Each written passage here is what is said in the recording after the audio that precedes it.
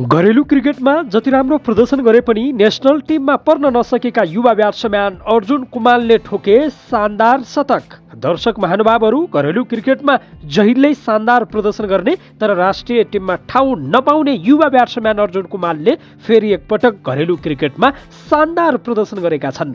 उनले प्रधानमन्त्री कपको प्रदेश छनौट अन्तर्गत कास्कीका लागि खेल्दै तनहु विरुद्ध 103 रन बनाएका छन्। यसअघि उनले नवलपुर विरुद्ध 91 रन बनाएका थिए। अर्जुन जहिल्यै उपेक्षामा पर्दै आएका युवा ब्याट्सम्यान हुन्। प्रधानमन्त्री कपको गत वर्षको संस्करणमा उनी सर्वाधिक रनकर्ता थिए तर उनले यति राम्रो प्रदर्शन गर्दा पनि राष्ट्रिय टिममा ठाउँ बनाउन सकेनन्।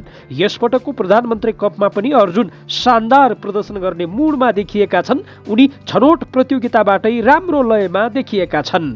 यसपटकको प्रधानमन्त्री कपमा उनले शानदार प्रदर्शन गर्न सकेको खण्डमा राष्ट्रिय टिममा छनौट हुने ढोका खुल्ला रहनेछ। त्यसका लागि उनले यसपटकको प्रधानमन्त्री कपमा शानदार प्रदर्शन भने अवश्य पनि गर्नुपर्ने हुन्छ।